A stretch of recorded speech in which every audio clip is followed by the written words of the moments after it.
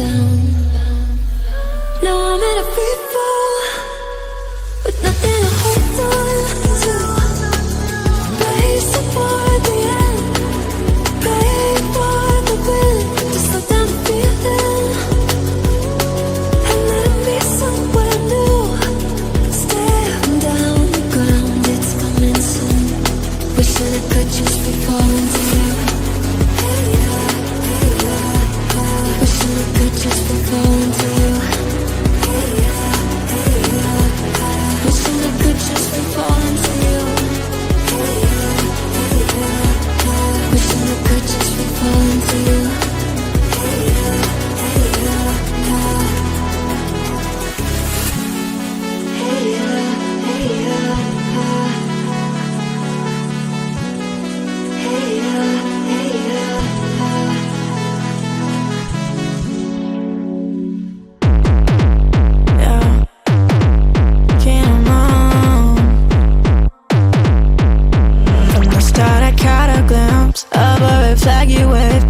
Choose to look away, let you in anyway. Now we're deep in and I'm feeling like it was so deceiving. Like you'll get up and leave me. Got my guard up, believe me. Protecting my energy, I'm training every day so I can handle the crash, the fall, the struggle on my own to stand back up. The darkest nights when I'm feeling alone. I don't need nobody else, I got myself.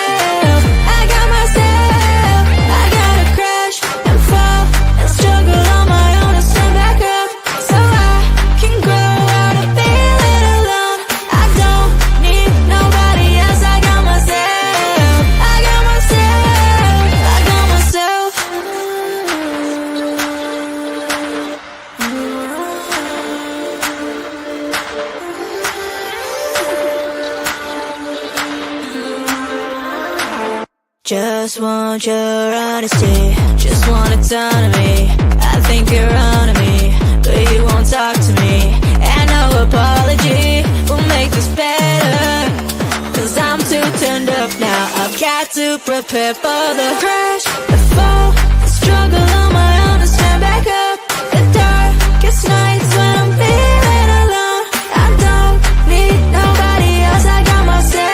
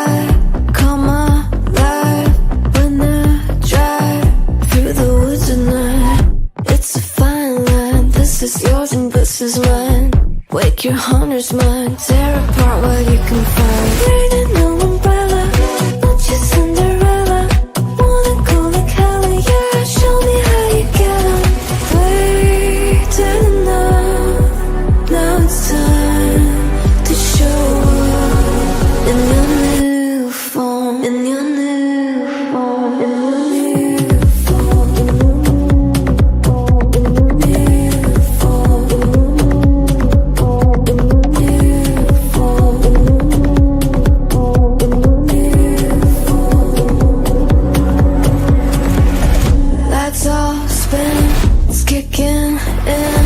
Shed your skin and take your leash off. You're hunting, know who you are. If you want to show you my scar, I can see what you've seen. If you know what I mean, that's the reason we made it so far. Waiting no umbrella, want you Cinderella. Wanna go like hell, yeah, show me how you get it. Waited enough, now it's time to show up. And you know, and you know, and you know.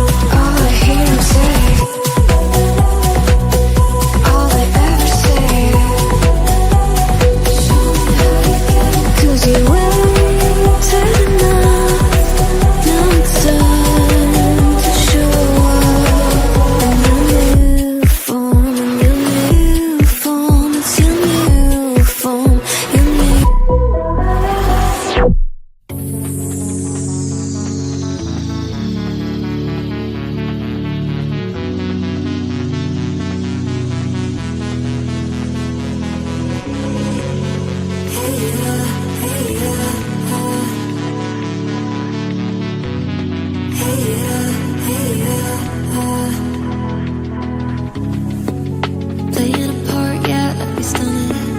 All of these things I never knew I wanted. Deep down I probably always saw it coming, but I thought I could let go, dodging echoes. Deep down I probably always saw it coming. I think I saw it coming.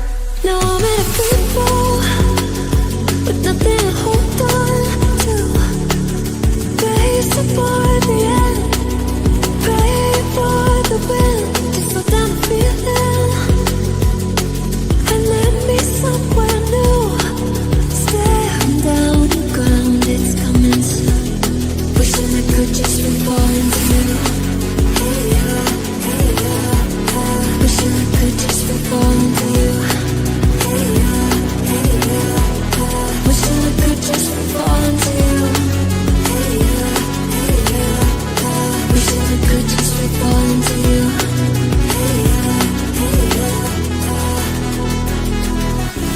Words dripping from my lips like forbidden honey. Heart in your stomach on the verge of running. Deep down you probably always saw it coming, but I thought I could let go, dodging echoes. Deep down I probably always saw it coming. I think I saw it coming, but it was too much to say, too much to face down. Save face and hope it would work out. Played safe and hope that it'd come around.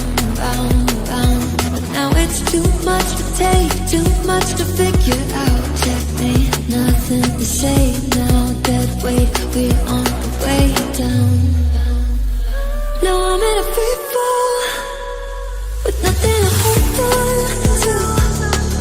Place toward the end, pray for the wind to slow down the feeling and let me somewhere new. Stand down the ground, it's coming soon. Wishing I could just fall into you. Wishing I could just fall into you. Wishing I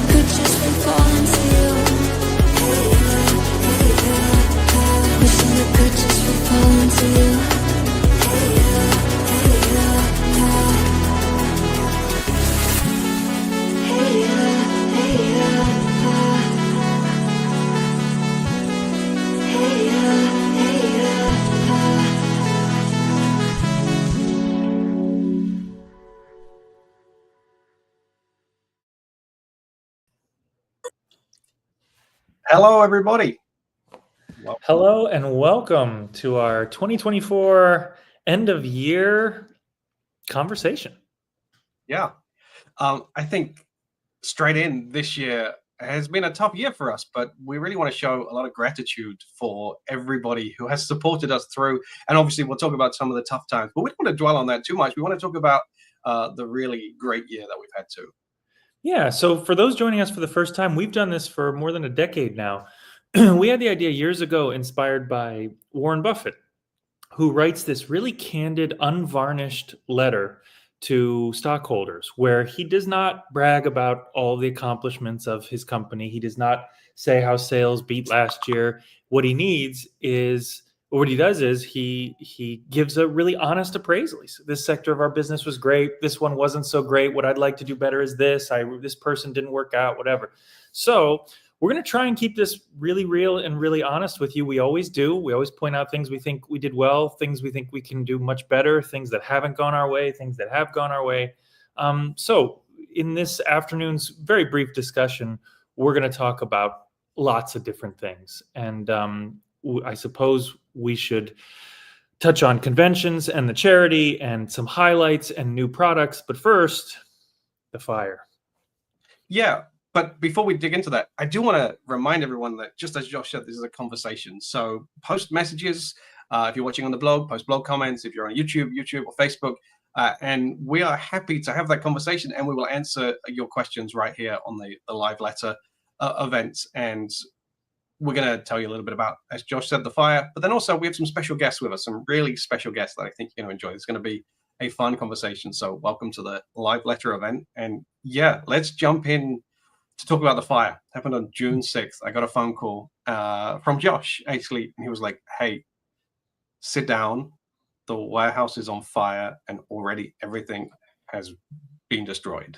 It was the most surreal phone call of my life, and it took a long time to process, but I happened to be in Los Angeles at the time, so I jumped on a plane, and within a couple of hours of the fire, of us being alerted to the fire, I was at the warehouse, and it was worse than I ever imagined. I mean, I expected the damage to be pretty extreme, but this was unlike anything I was expecting. You can see the entire building is torn through. In fact, this shot here is going to show you the roof right now, and that is what we're looking at, and that's what I got to see. I was flying this drone to see the damage. And every single product, hundreds of thousands of magic tricks and books, was completely gone. There was not a single thing to be saved from that warehouse. Yeah, I don't think I even have to say this, but the warehouse is the warehouse, but it was kind of our spiritual home. I mean, everything that we did, big decisions that we made, neither Andy nor I are based at the warehouse, but we have offices there, and we go there quite a bit, and we see the team, and the team is there working multiple shifts to get your orders out. You know, we have a pretty wonderful response time. So the first thing that hits you is like this safe space, this like very homey, relaxed environment is gone. And the other thing you start to think about is like, it isn't just a repository of old tricks or books that were new 10 years ago, but we have stock left over. To make sure that we have new releases coming to you guys all the time, we stock up on things that haven't been released. And where that's doubly tragic is when you invest in a new book or a new trick and you haven't released it yet, you have all the money sunken in, but you haven't been able to recoup any of it. So as awful and horrible as it is to lose anything, it hurts to a degree of 5 or 10 times as much to lose products and books that were never released because the investment was made, but you couldn't recoup any of it. And there were so many unreleased books and tricks. And, you know, we work really hard to stay ahead, and to have had all of that wiped out was financially, that was the most devastating part. There was also some really tragic things lost, and this is, you know, to be the bearer of bad news, but we want this to be unvarnished. There were 2 collections that were lost. One was that I love Jerry Andrus. Jerry Andrus was, I met him in my life several times, and he's one of my favorite magicians and creators. Just a wonderful, wonderful man. And I found out at some point that all of his possessions, all his magic, his World War II uniform, private notebooks, poetry. It was all sitting in a storage locker, unused and sort of not maintained or used for anything. And the new generation of Magic was losing their memory of Jerry because he never had a big opus. He had his own booklets, but they were sort of strangely written with illustrations in one book and the material in the other. So I agreed to take on a huge Jerry Andrus project, and for that I needed the materials. And they were all driven down to our warehouse, and I was scheduled to fly out and catalog them all. And much of that stuff was lost. Thank goodness the papers, the really important stuff, the notebooks, the his props were saved. And that was just because of their placement where they were. So that was particularly tragic. Yeah.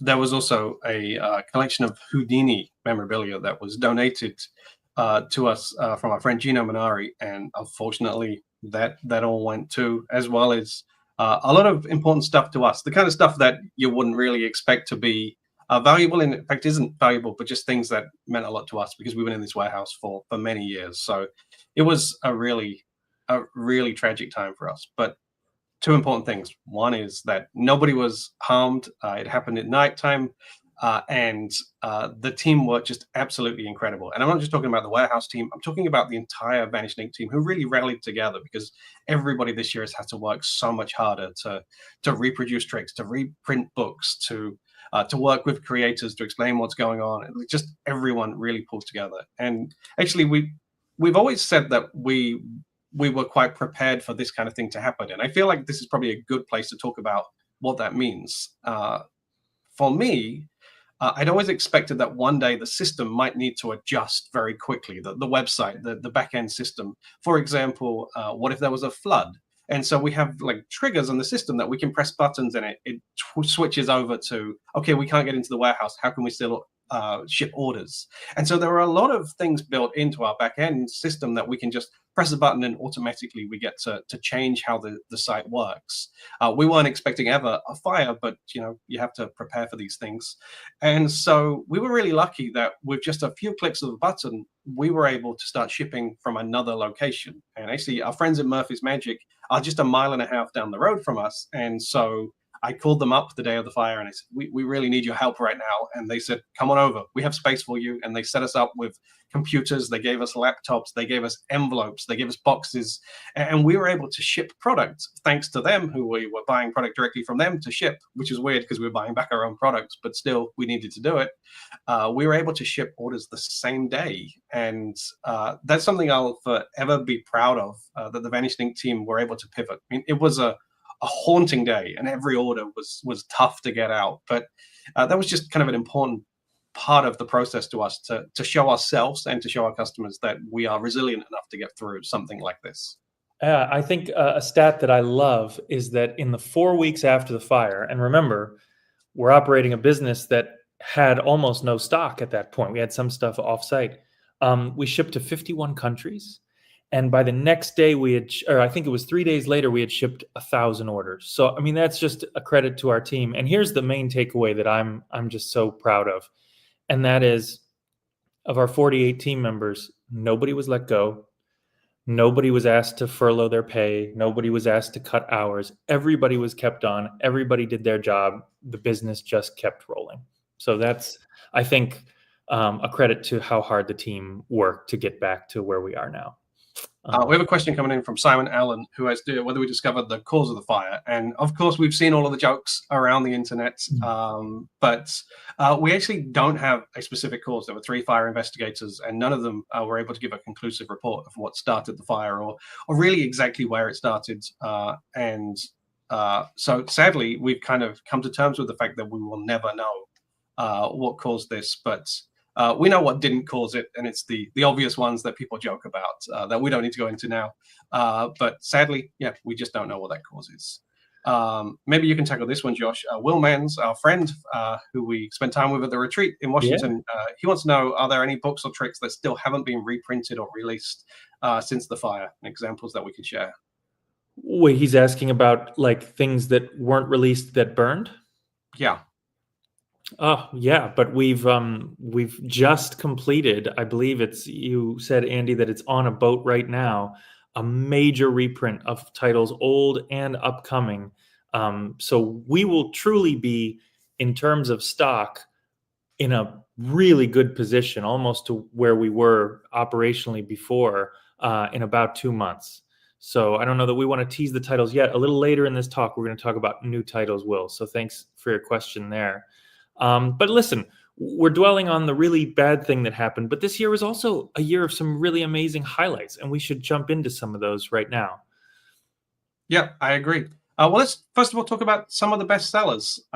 During our Black Friday, one of them was Angelo Carbone's Notion of Motion. This is any named card, rising card routine. And it's just absolutely incredible. This is literally, he was doing the trick on me where you saw that come up. I named 6 spades and it just rises from the deck. It's well worth checking out if you haven't seen it. It actually sold out. We did a big batch and it sold out very quickly. So we have more coming in the next couple of days. But you saw a little preview there of a little book that you've spent the last, 45 years working on, Josh, the particle system. Yeah, it's finally out. Yeah, which is well, really tell us nice. about it. Well, I studied with Simon Aronson and adored Simon and miss him every day, and became a big acolyte and student of memorized deck magic, and used it for years. Used his stack, the Aronson stack. But at a certain point, the things that were important to him when he built the stack ceased to be so important to me. Things like spelling tricks and poker demonstrations and 10-card poker deal. And instead, I wanted to build in tricks that I used all the time and that had sort of cumbersome setups that I didn't want to have to cull out or get into all the time. So I devised my own system, and I fully intended to release it about 8 years into using it. And then the pandemic happened, and I thought, all right, well, I'll just use this to polish the manuscript. And then I got busy and I kept tweaking it, and just didn't have much confidence in putting it out. I was just so hesitant. But eventually we did, and I'm very pleased to say that the response has been amazing. And by the way, there's a Facebook group. So for anybody that bought the book or is interested in the book, go to that Facebook group. It's so active. I get on there almost every night, and people are posting amazing videos and showing other insights in the stack, and helping each other learn it, and including cool diagrams and mnemonics and ways of memorizing the stack. And there's a lot of people and recognize that are participating. So I hope you'll join us. Yeah, and the thing I love about the particle system is just how much of a complete package it is. It's not just the book or the deluxe set. It's also the deck. It's the Facebook page, the stack training, web app, the 4 hours of video. So there's a lot there. When you kind of get this book, you're buying into a bit of a lifestyle of hanging out with Joshua J for a while and learning. Can't think of anything worse. Yeah, I have to. It's a contractual obligation. Right. Well, I want to thank everybody that did buy the book and is reading the book. You made it the best-selling trick that we put out this year. Best-selling product, I should say. And that's very kind. Grateful. There's some other books that have done really well for us. In fact, I think over this last year, you've seen that we really have doubled down on books. Alan Ackerman's All In 2-book set is just a treasure trove of material. That's actually being reprinted, and it's coming back very soon, as is John Gustavero's Nth Degree. 1 Degree was one of our first books, and people for years have been saying, when are we going to reprint it? But actually, while we did reprint it, what we really wanted to do was get a second book from John Gustavero. So the Nth Degree was a big seller this year and really popular amongst those who purchased it. And talking of purchasing, we made a little purchase of our own. This is not just 1 book, but a lot of books. Josh, tell us about it. Many of you know David Ben founded Magicana, this wonderful resource and nonprofit that is for the advancement of magic. And he's retiring. And Julie Ng, as many people know, who helped run it, is now with Genie. So he was faced with the predicament of what to do with the fine publications that he put out. They published many books. And we were able to make a deal and purchased the Magicana publishing rights. So this comes with some Alan Slate projects and some historical things. But the big one you know about, because we just released it, is we're doing a reprint, a much needed reprint of Johnny Thompson's 2 books by Jamie and Swiss. These are absolutely essential, must-have books. They are my favorite kind of magic book, which is where somebody waits a whole lifetime and then puts everything out in 2 big volumes in this case, and holds nothing back, and it's just beautiful. If you don't have those books yet, I think it's a great, worthwhile investment to pick them up. But this is just the first in many books that we will be reprinting from Magicana. Yeah. Question from Gus Garcia. Hi, Gus, good friend of ours.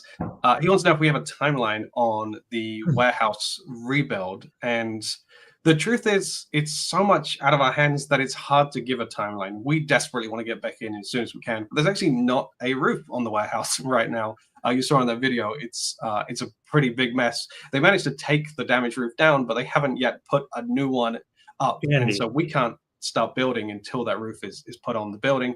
And then once that's done, we expect it to take maybe another 6 months from there. So there's a good chance we're a year away, unfortunately. But we're really eager to get back in there. And Josh and I have some ideas of what we're going to do when we get back in there, because the community really came together so much during the fire. It was incredible just how kind everybody has been about the fire. And so when we do eventually get back in the warehouse, there's a few things we want to do to say thank you. Yeah, Andy, this may come as news to you, but the rest of the team, we've sort of made the executive decision. We're going to go ahead and move in without a roof on the place. It doesn't rain a lot in Sacramento. I think it'll allow the team to get good suntans, and we can get in there faster. Just kind of an open air situation. You're cool with that, right? Absolutely cool. I don't think there'll be a problem storing books in that kind of environment. I think it'll be fine. Let's do it. Great. This is how we make the decisions, guys. You see right behind the scenes. Yeah, this is why I make the decisions. That's what we've seen. We also had a big year. We launched ebooks, and many of you know and adopted this, and that was something we've wanted to do for a very long time. You know, our industry comes to things a little slower than the rest, and they're really, I mean, they exist, of course, but the idea of getting large swaths of books and being able to read them on planes or at the beach on your tablets or devices, appeals to a lot of people. And I realize it doesn't appeal to lots of people too. I'm still a physical book guy, but people younger than me largely have been asking for this for a long time. We finally did it, and it's gone very well. We hope it will go even better, but it's gone very, very well. One of the things you can see that is this discovery. This is something that I'm particularly proud of because I spent a long time working on it. Discovery is a search tool where you can search your own ebooks. So there's 2 features for it. One is you can search all of the ebooks that you've purchased from us. And the other one is that you can actually just search our entire catalog. There's something like 80,000 pages indexed on that ebook, on the ebook search. And I use it all the time when I'm researching magic now. You just jump straight on vanishingmagic.com/discovery. And you get to search all of these old magic books, all of these current magic books. It's really a treasure trove, and I hope more people start to use it, especially when you get to filter by the books that you've purchased. That's where it becomes really useful. Yeah. Well, let's talk about our events. Events is a big and increasingly large sector of our business. For those who don't know, we put on 2 conventions. Our largest one is Magi Fest. This is in Columbus, Ohio. We get just under 1,000 magicians. And the other one is the Session in London, right near the airport at Heathrow. And that is a close-up magic convention that gets about 400 magicians. Then we also do retreats, which we'll tell you a little bit about. Basically, the idea of retreats, for those who haven't been with us yet, is it's our concept of fusing a magic convention with adventure travel. So whereas every magic convention tells you to tell your partner, hey, I'm leaving and don't come, this would be really boring for you to be at a hotel in January in Columbus, we like to say, bring your partner, bring your child, bring your somebody, and you can experience true adventure travel in great luxury as the magicians at night have meetings and lectures and shows. And it's so much fun. It's absolutely my favorite time of the year. Yeah. We had 2 retreats this year. One was in Egypt, which was such a fun time. And the other one was in Washington, DC. The one in DC was really, really fun. You get to see that we're in the Capitol building where Danny Ortiz did a a full show in the Capitol building. We had, as you can see, Michael Vincent with us as well. And to me, these are just the most fun part of what we do. Every year we get to spend 2 weekends with our customers, and we get to learn magic, immerse ourselves in magic. And I just had a fantastic time. And we actually still have a couple of spaces for our Mexico retreats. We're going to Japan in a few months, and then a little bit later in the year, I think it's September. Yes, we are going to Mexico, and we have a couple of spaces remaining. If anybody wants to join us, just let us know, and we'd love to have you with us. Yeah, these retreats are all about access. So, for example, in Egypt, we got to do unbelievable things. When we were at the Valley of the Kings, we got to go inside King Tut's tomb. We got to go on a Nile cruise for 3 nights where you wake up and you're just immersed in all of this culture and old temples and things. We had trips to the National Museum that was guided, and it was sort of away from the rest of the public.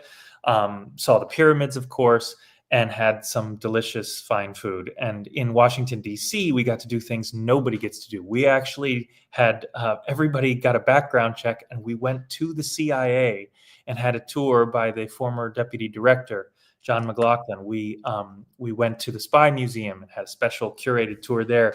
We went and saw the largest magic poster collection in the world in a private collection in a man's home. And we went to the Capitol with a congressman, Mark Pocan, who also attended. And he gave us access. We got to actually sit on the floor in the house and all sorts of really cool stuff. And yes, as Andy said, Mexico is upcoming. And this is not just going to Mexico City. You get to do things very few people get to do, like take a balloon ride over Teotihuacan, the pyramids there. You get to do a mezcal tasting and taco class. You get to do a private tour at night in the Archaeological Museum. We're staying in one of the finest hotels in Mexico City. It really is going to be fantastic.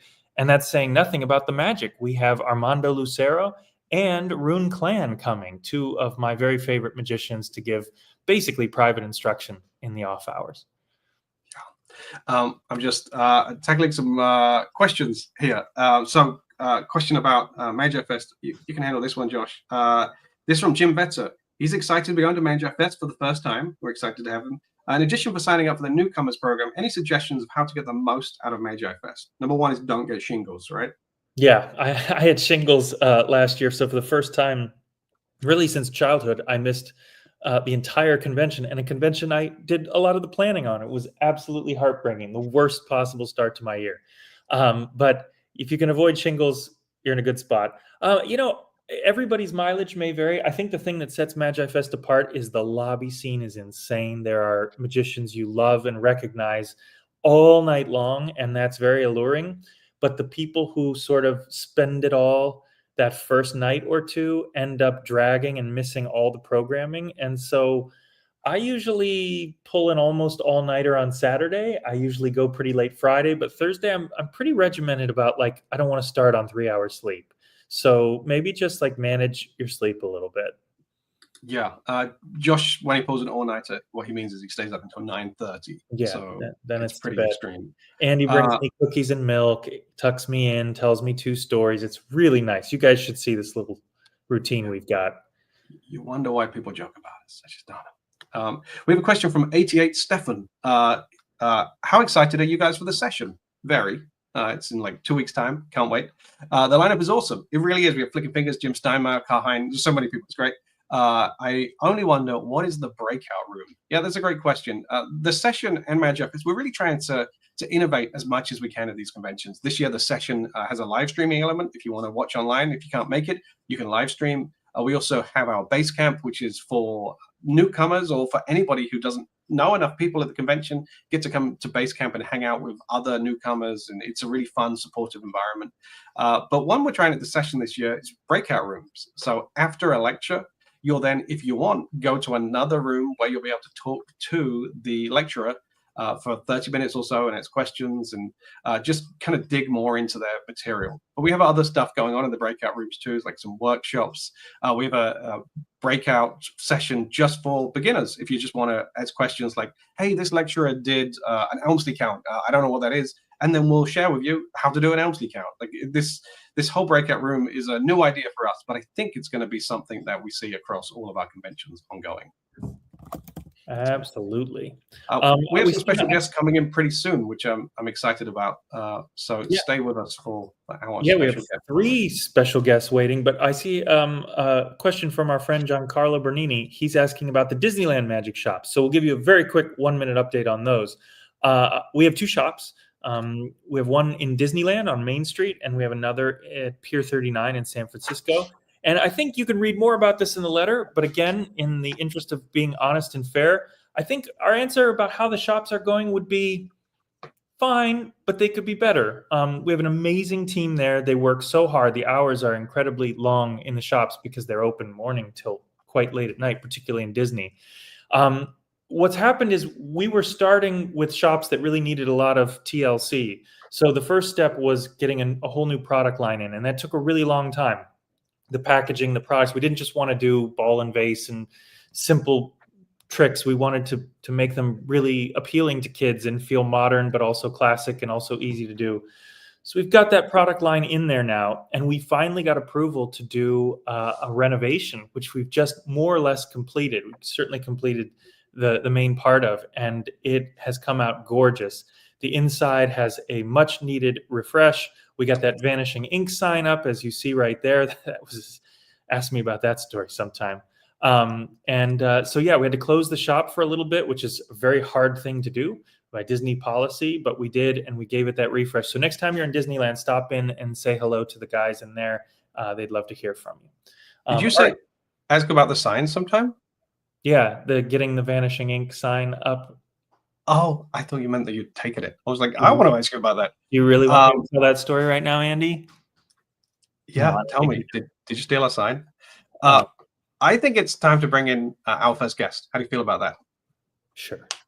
Okay, good. We run a masterclass every month. It's one of my favorite parts about Vanishing because we get to learn from new instructors each month who do 3 hours of lecture content and then an hour or more of Q&A. And January coming up is a magician that over the last year I have become just the biggest fan of. He has a special that you can watch on YouTube. He has one on Amazon Prime as well. He is the funniest magician, not just on stage, but to hang out with as well. Let's please bring in our friend Taylor Hughes, who is doing a masterclass this January. Hello, Taylor Hughes. Hey, gentlemen. Thanks for letting me crash the party. I feel like this has been so overdue to have you on the masterclass. You are a perfect person for masterclass because you dig into great material and you take it so seriously, yet it's so funny and so performable on stage. Oh, my wife and I have always had this motto that you should take what you're about seriously, but don't take yourself too seriously. And so, yeah, let's talk about good magic, but let's have fun along the way, right? Can you tell us a bit about the magic you share on the masterclass? For sure. So about half of my work is corporate, either keynote or magic entertainment, and the other half is spent just doing my own show in theaters and comedy clubs. And so the material that I chose for the masterclass is material that I've used in all those environments, from corporate to comedy clubs to even putting on my specials on Amazon and on YouTube. And so these are not that while there are a few ideas in there of like, hey, here's some things you might want to try out, there's some full routines that have served me so well. And that if you're looking for material that's just, you can put in your show pretty quickly and find your own voice in it, but like have some killer effects that are fun. I think there's a couple of treats in there for you. In fact, we have such a small clip of one of your wonderful shows, the first trick that you teach in the masterclass. I think we should watch it. So let's bring it up. Sure. All right, Brittany, on the count of 3, you shout it out nice and loud. 1, 2, 3. Sorry, what? Did you say boating? Bowling. Brittany, I said think of a sport.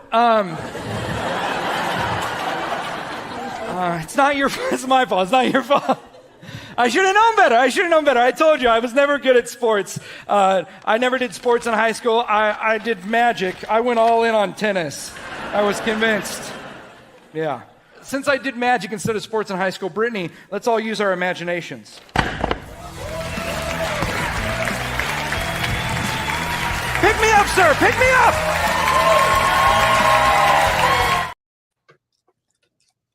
so great. Thanks, buddy. Really great. You have such good energy on stage. Oh, thank you. Thank you. Yeah, the routines, like I said, these routines are ones that have served me very well, but I think it's also a good masterclass if you're trying to figure out how do I take a routine like that. That is based on an Andrew Main idea of making a bowling ball appear from a paper bag. And how do you take something that you like and is, sometimes you read a magic trick and you're like, there's just something about it that speaks to me. Sometimes it's the method, sometimes it's the props themselves, but how do you take it and make it your own and turn it into something that can fit your show and doesn't just feel like anyone else could be, doing this routine and it wouldn't have your voice in it. So one of the things you talk about in the masterclass is why you decided to film your own special. Can you tell us a bit about it? yeah, so it's funny. I had a buddy named Vance who we were sitting in Nashville, Tennessee in a diner, and he said, "What's one thing you always wanted to do but you've never done?" And I started telling him how I wanted to make a special, like Harry Anderson's special Hello Sucker that I watched when I was a kid. And he listened to me kindly, and then he said, "You said the same thing a year ago. When are you going to actually do it?" And he took his phone out and he asked me when I had a week on my calendar with nothing happening. And I told him, and he bought a plane ticket and said, "I'm coming to LA. Now you have to make it happen."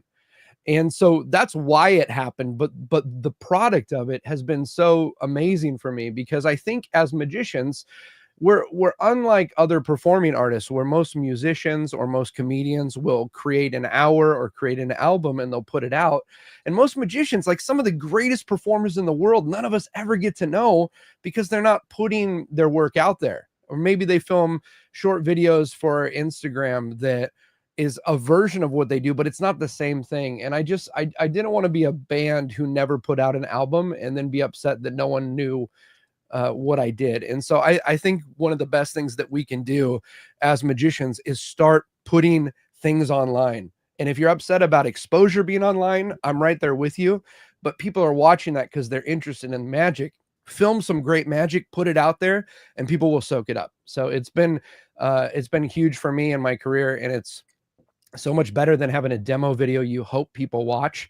People can look online and go, "Hey, other people like this. Maybe my team will like this, or maybe our theater patrons will like this." So I would, if I would encourage anybody to do anything, it'd be film your stuff, put it out there. There's beautiful stuff no one's seen yet. Beautiful. Lovely. Yeah. Well, thank you for joining us, and thanks for doing the masterclass. I can't wait to see you in the Q&A in a couple of weeks. I can't wait. I'm so excited. Thanks again for letting me be part of it. Thanks, Taylor. Thanks for doing it. You know what, Josh? The next guest is going to be you. I think we should talk about your year. You've had a pretty busy year in the last couple of months. You've been doing all these sports games, which is pretty cool. So you did magic at the Chicago Cubs. You threw the first pitch and then you turned it into a trick. Tell us about how that came about.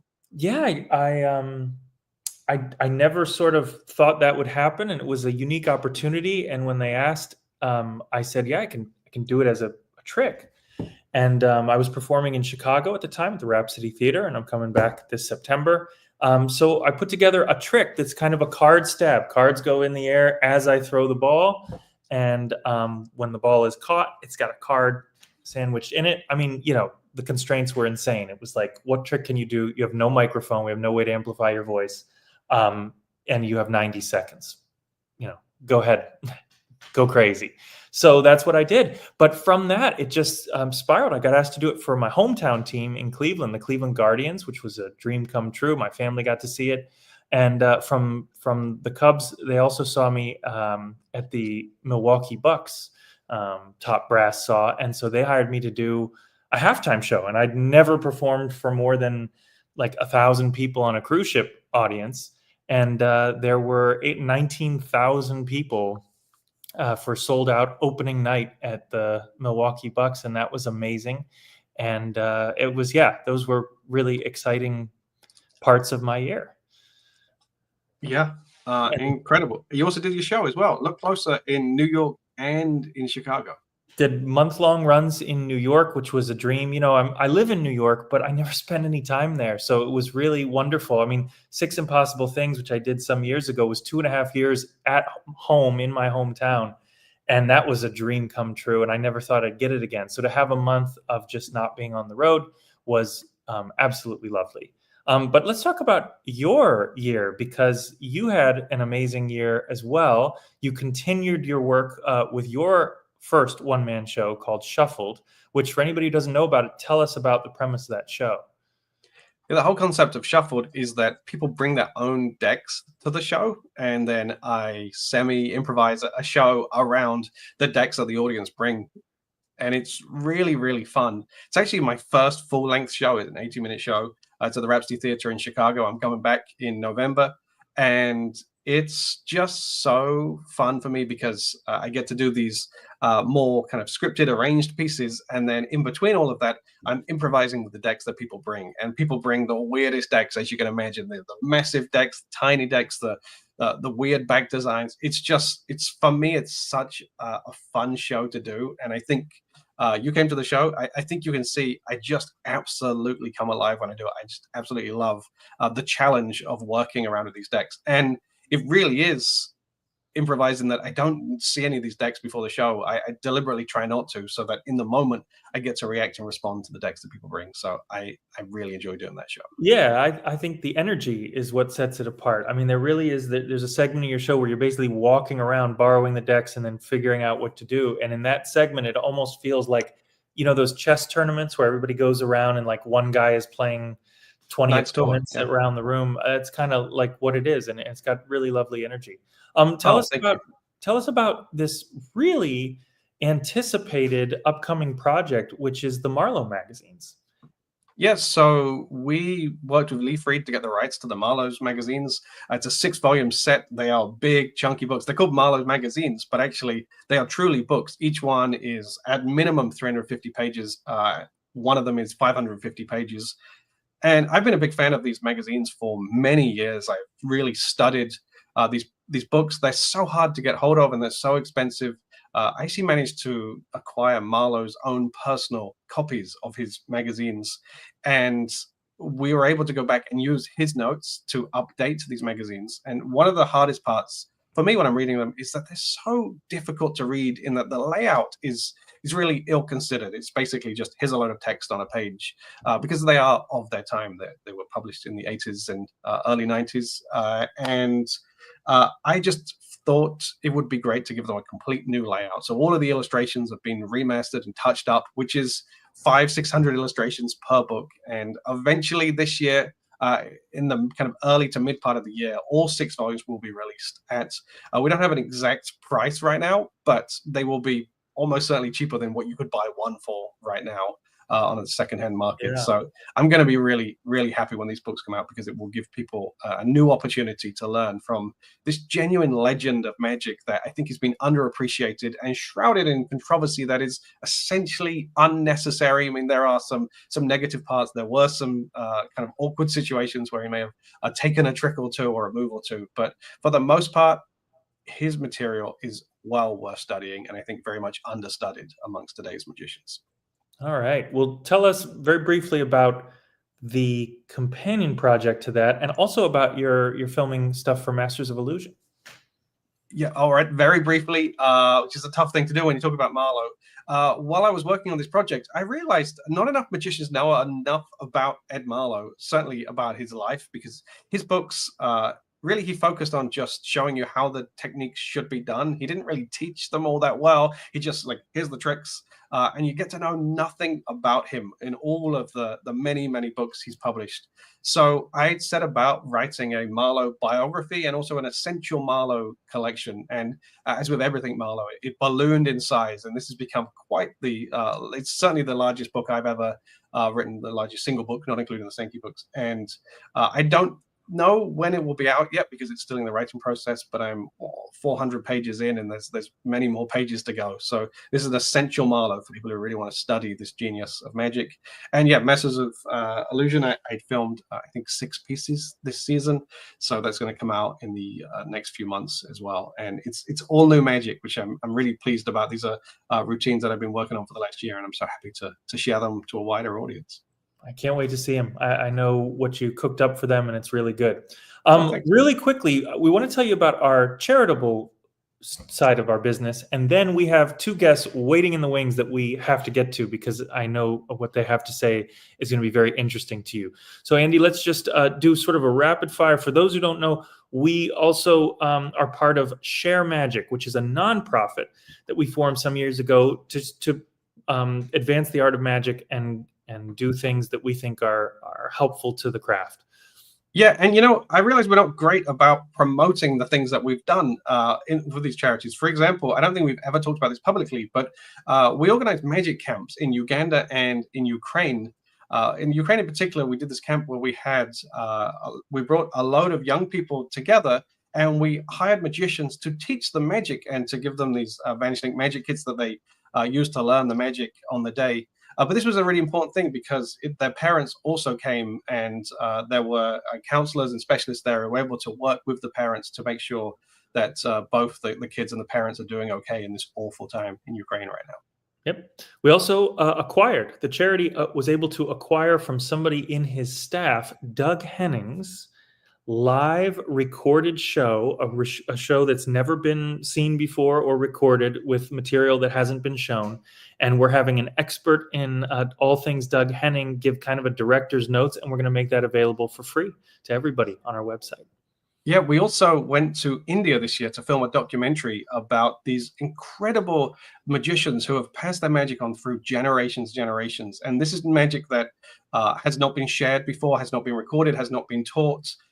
And truly, to me, I think you don't hear me say this kind of thing very often, but to me, this was a life-changing trip. I saw magic that genuinely felt like real magic, that I have no idea how it's done. And also, I don't want to know how it's done after hearing these stories of the magicians one magician passed this trick down through 6 generations. And I can't wait for us, for the charity, to be able to share this with the rest of the world. This is magic like I'd never seen before, and it was such a special trip for us. Yeah, it's part of a program we've instituted called Preserving Magic, where we're going to be going around the world and talking about magicians that don't get the kind of spotlight shown on them that they deserve, or that their culture of magic is at risk. So I've been to India several times and met some of these traditional magicians, and they are really at risk of just ending because they're not passing it on as they once did. The world is changing. There's a lot more technology now. So we wanted to document this stuff.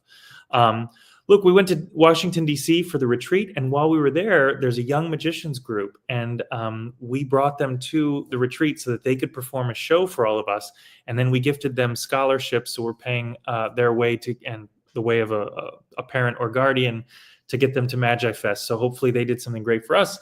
And now we can do something wonderful for them and let these kids learn from the amazing magic they'll see at Magi Fest.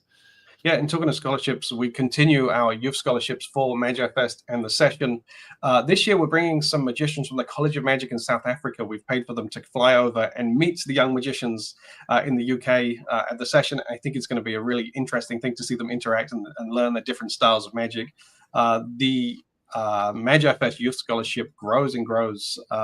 We have Carissa Hendricks is our main youth scholarship leader, but also we brought on 2 other people, Abby Siegel and Gabby, and they're both going to be working with these kids, all 3 of them, throughout the whole convention. And I think it's just going to be going to grow and grow. And it's one of my favorite parts of Magi Fest. Yeah, and the way that all of this works is from you guys. When you check out, you have the ability to donate $1 or $5, or sometimes people donate $500 or $1,000, and this is really nice. And 100% of those donations go into Share Magic and our projects that we do. And so it's really thanks to you and to our donors, and we appreciate it greatly. Yeah. Truly, thank you so much for all those donations. We're really trying to put them to great use. So thank you so much. I think it's time for another guest. Let's do it. Okay. Well, the next guest is somebody you've already seen on Masterclass, but we have a new trick coming out from them pretty soon. So please welcome perhaps the most visible magician on the internet right now, Chris Hendricks. Yeah, it's been a weird month. Yeah, you've had quite the month. Can you tell us about what's happened for those who don't know? And I'm not sure that many of I think we all know. Yeah, so we shot like a, I kind of want to repeat what Taylor said actually to like film your special. I try to film as much of what I do as possible, and we filmed it, Jack in Chicago and I filmed a special that we released during the pandemic. And one thing I want to encourage people is the great thing about releasing a special is because it's your content, you have control over it. So I released it during the pandemic, and then after that, I took it offline because I wanted permission to let that show grow out of where it was before the pandemic because I'd learned so much. So I really want to encourage people to film stuff. So we had filmed, actually Vanishing had filmed the show that I did in Chicago for this project, for the Ring project. And Jack had noticed that some of the crowd work was really good. He clipped some of it and edited it really nicely, asked permission if I could put it online on my TikTok, and it went super viral. And so, Jack and I got in touch. Jack has been filming my show for 6 years, and he clipped like stuff from my shows, from every show he's filmed for the last 6 years, and like 9 more of them have gone viral. So 6 hours a day I spend just answering comments on Instagram and TikTok. But yeah, those first 4 clips that went viral were all from this Ring project, actually. Great. Well, can we segue into that and tell us a little bit about this Ring project? Because we've been working on this for quite a long time. This is your handling of what's known as the Himber rings, but give us kind of the background on your version and what people can look forward to and what makes it different to other versions out there. Sure. So every time I work on something, it comes from a place of I see something that I love, but I see the flaw in it. And that makes me feel like there's something I can contribute. And Himbering always felt to me like half of an idea for a couple of reasons. One, the best part of the trick is in the middle. So it was a routining problem. And I, went to Magic Castle. I had them pull every single archive of every Himbering routine because I'm like, somebody must have solved this. And there are lots of people who try to solve it in their ways, and they're all really interesting, but they weren't to my taste. I wanted a routine where you got multiple moments of magic and where the biggest part, where the finale felt like it was truly at the end. And then I was also on the search for the perfect Himbering gimmick. So I had bought every Himbering gimmick that had ever existed. And I was also dissatisfied with that because they fell into a couple of categories. Either you would get a Himbering gimmick that was stunning and really, really deceptive, but it looked like you had to like knit a quilt in your hand to get it on and off, or they'd be really easy to attach, but then they would not be very deceptive because either they would look like a ring that no one would ever have, so it'd be really hard to switch it in and out, or the seam on it would be like a little too obvious, or it just wouldn't quite work. And so I wanted to create a Himbering routine and a gimmick that sort of satisfied all those problems. Now, Tim, who works with you guys, is a genius. Tim Hill, absolute genius. So you guys gave me unfettered access to Tim Hill, which I will let you know right now was maybe a mistake, because Tim and I together are 2 noodlers, and we noodled on this. I think we're at prototype 9, maybe. I made I had the first ones kind of like just hodgepodged, and Tim would draw them out and make schematics and 3D print and have the jeweler make them. And we went through all of them. And what happened is every time I would send in a design, Tim would make it, I'd get it into my hand, and immediately put it in the show. And even though Tim will have produced exactly what I wanted, I will have learned by putting it in the show for a couple of weeks that it could be a little better. And so by the time we got to the final design, Tim sent it to me, and I looked at it, and I put it in the show, and I realized like I cannot, genuinely not, find a single fault in this, not one fault. There's nothing I would change, literally nothing. So I then sent Tim an email that said, the problem with the rings, and then didn't put a body of the text. I just sent him a video of me saying it's perfect so that he would have a heart attack, because I knew that he also knew there was nothing to fix. Like, it's unfixable. So I knew that he would see that and go, oh my gosh, what are we going to do? Like, they can't get any better. Like, unless we start getting into nanotechnology, this is the best version of it. So for me, it's the combination. The gimmick has been ground in so hard with me and Tim. It's based on a concept that was Joe Porpers and Pete Byros, and we got very generous permission from that estate to like build on that idea. And that idea that they had to start out with, that particular reading they created, was such a good idea. But for me, for what I wanted, it didn't go far enough. And so we took that concept and we added a bunch of additional stuff, and we kind of refined it. And then on top of that gimmick being stunning, it comes in 3 colors, which means now you don't have to look out in the audience and really try to find that one ring, especially modern audiences that have lots of different colored rings. Now you have 3 chances, so pretty much you can get it no problem. They also are designed to look like those digital Aura rings in every single way. So it's a 1-for-1 dupe for a ring that if you get an audience of like 120, there's a 50% chance you're going to get one. So half of the time, if you got like a room of 300, there's an Aura ring in that room every single time. I've gotten really lucky. I was able to swap it at Black Rubber Rose for an Aura ring almost every single show. And then the other thing is the routining, which I have been working on for a year. I have killed my babies. I have changed jokes. And the concept of the routine is that you get the whole beginning of it is comedy, but it gets you all the information from people in a way that they don't notice. So that all that awkward, like going out in the audience and trying to find stuff, that's all eliminated. And then during the routine, you have 4 separate strong moments of magic rather than it being one. It's all stretched out. And the very last moment is the strongest moment. So after a year, I finally had the gimmick and the routining I wanted. And reluctantly, I'm going to give it to everybody, even though a little part of me is like, what if I just kept it for myself? Yeah, it's an incredible routine. It's sadly too long to share right here in this event, but we did edit up just a few brief moments from it. So let's play it. Let's have a look. This is a really fun one. Who has a ring on their thumb? Okay, so that means you might be a psychopath. What a fun way to find out. Oh, 1. Yeah. 2. 3.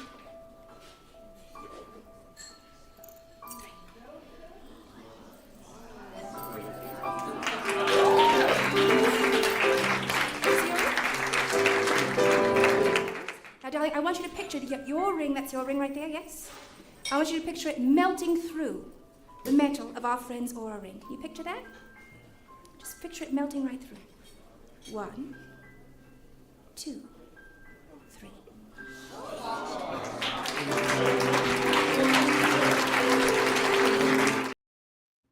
It's great because he then gets to take the ring back to the other person that lent it. It's not like where you're having to quickly be switching as you're walking down from the audience. So it's a really fun, well-structured routine. The volunteer on. Yeah, sorry, I think the timing's off on my video. The volunteer on stage brings the final ring back to that person. So you finish the routine on stage alone, which is ideal. That person confirms that you get the big gesture at the end. And I really think that's an exceptional convincer. That person sees both rings. Their ring falls into their hand. They're then handed the ring they just saw and that handed out. Like there is no point in that where you can go, any shenanigans happened. And it has been a absolute nightmare to work on that because it means that routine, whether it's good or not, has been in the middle of my show for a year. And it's been such a struggle because it's hard to do something that isn't working, but I've been so passionate about this and to finally get it working. And it meant we had to take like big wild swings and big risks, and finally I have it and I'm like, oh. And this routine was supposed to be like the ideal, and then I would go back to my old routine because my old routine is very comedy driven, but the truth is I'm going to still do this version. It's so much stronger than what I was doing before, the thing that I had spent 5 years working on, that I went back to the old routine. I was like, under no conditions let me doing this old handling. This is the way. It's incredible, and it's coming out towards the middle of the year, and I know we're going to be bombarded with emails asking when people can get it. But, I get like a message every 2 days from people. I'm doing my best, you guys. We previewed it at Magic Live, and it sold out there, and yeah, we continue to get more emails, but they're handmade, and to handmake a lot of them to make sure that everybody gets one is a very slow process. But hopefully, kind of, I don't know, in the next few months. To 3-4 months we will have it ready for everybody, and I will just close out by saying one thing, that I really love that this can be done as a close-up routine as well as a stage routine, because traditionally this kind of routine is just a stage routine, but you teach, I think, 3 or 4 different handlings and presentations for this to be done in different size audiences, which to me, I think this is a routine that should be done close up and for Parlor. So yeah, thank you for sharing with us, and thanks for working with us. Happy to do it. I'm glad that it's done because I I mean, I have my set already, so I'm good. Like I love doing the show, and I think to speak to the close-up stuff of it is that we've all been in a situation where we're doing walk around, we're doing something close-up, and then all of a sudden we have to do a stage show, right? Like out of nowhere, we've got to do a thing for everybody. And it's been nice to have something in my case that works in any environment that is so flexible. Because if I lose my luggage, if something happens, if a client needs something and all I have is my carry-on and my close-up stuff, I know I have a routine that's 11 minutes that's going to absolutely crush. Yeah. And we've also learned from this why Tim Hill has been complaining of being too busy, because clearly he's had a lot of work to do. So thank you He's so been much. so patient with me. I just want to, I cannot say his praises enough. I know I've been awful and he's been so great. He's great. He's so great. Well, we will see you soon. Thank Bye. you. We have jump straight one- on to our next We have guest. one more special guest, and he's waiting in the wings, and he's going to tell us about perhaps one of our most anticipated projects ever. So let's bring in Eric Mead. Hey, Eric. Hello, gentlemen. How are you?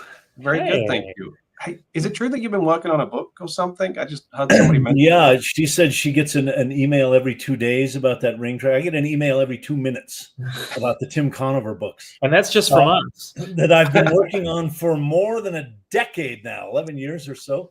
And I think I should start by publicly giving you guys a little tiny apology because on accident, I sort of hung you out to dry a little.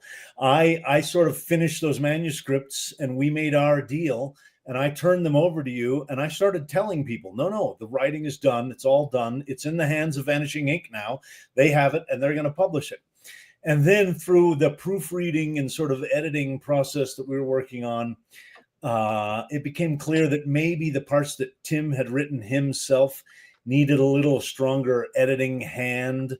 So I had to go back into what I thought was a finished project and do a little more work, not a lot, a little more. But it meant that everyone was now screaming at you, where are the books, when it was me trying to finish it up. And then the end of the year, December, was such a professional travel busy month for me that I have had to sort of set it aside. But now I can tell you, the whole first part of January is wide open. And I really think it's only the project that's going to take me less than 20 hours total, I think, to finish that all up. And then it will be in your hands really to do with as you will. I'm very excited. And it's all in the service of bringing the best possible book to market. So for those who don't know, who've been living under a rock, tell us about your friend and tell us about what this project is. Tim Conover was a professional full-time magician. There's Timmy. Who hated to be called Timmy, by the way. Only his closest friends could do it. And even then, he would still make a face. But there he is. He was, in my view, and in many of my contemporaries' view, maybe the best magician of our generation. You know, I mean, there's only a few names: Williamson, Weber, Conover. Those are kind of the guys. And Tim, sadly, died early, 2011. He took his own life in a tragic death. And I made a deal with his family to document all of his work. And he was a superb close-up magician and a superb stage medalist. And his work is all on classic material, but when you see it, you'll see that it's all to the nth degree improved and amplified in ways that are amazing. You know, he had a reputation for being great, not for no reason. He would fool his fellow magicians with tricks that we knew on a regular basis. You go, I know that trick, but I didn't understand. And then it's interesting when people have been shown these methods that I've been writing about, sometimes they disbelieve me that this is really what Tim was. Well, that can't be the trick that fooled me twice when I saw it in the 80s. Yes, this is exactly the trick that fooled you twice. So Tim was a master magician and a great mentalist, and his material is really, really professional level, worked out to the nth degree performance material. So, And the final form of it is not yet decided, although I think we're getting really close. It'll either be 2 volumes or maybe 3 volumes. once Andy puts his hands on it and gets the layout together. But it is an extraordinary and big collection of magic. Josh, earlier you said your favorite kind of book was the one where they waited to the end of their life and then put it all out. Yeah. That's what this is, except know. I had to do it because Tim wasn't around to do it for us. Well, and you've done such an amazing job, and you've really balanced a delicate line, which is you don't want to be overbearing as an author because this is his work, but also you knew him well, and you are the scribe, you're the narrator of this journey. So you really have yourself in the book, but it's Tim's collection, it's Tim's magic, and that comes through. Here's my question for you. I think all of us are very excited, and believe me, if you study Cylinder and Coins, you're going to get a lot of material, not just the version that Eric does, but not just the version that Tim was famous for doing, but other versions as well, and meditations on it. But tell us what you think will surprise readers the most, because it's such a diverse array of material in there. It's not just the 2 or 3 things I associate with Tim. Right. What will surprise them the most? Well, let me start with, there's a few things that I think will become immediately ubiquitous in magic. The production of the glass of liquid is just about a perfect trick. I've been really happy to sort of have it to myself for a while, but I've been sharing it with some magicians out in the world for the past 5 years or so. And every one of them is like, does this have to go in the book? So I think that will become immediately part of the repertoire of lots of magicians, because it's a great walk around trick, great close-up trick, great sort of formal platform trick. And you can learn to do it in half an hour and have it for the rest of your life. And it's not a card trick or a coin trick. I think that'll be immediate. I think what will surprise most magicians is the fact that these are sort of classic plots that we know or know of and have studied. And his methods are not radically different than the methods we all already know and use. It's just that he studied and thought about this more deeply than we did and figured out how to apply misdirection in a more surefire way. So, for example, his famous bending coins, which is the trick many magicians will turn to first because it's the most, I think, spoken about trick for fooling his fellow magicians. He would do it at magic conventions, and no one had any idea how he was doing this. It was like a really amazing trick. I think when people read the method, they're going to go, wait a minute, these are like 2 simple moves that I know and do, and how could he have gotten those by me?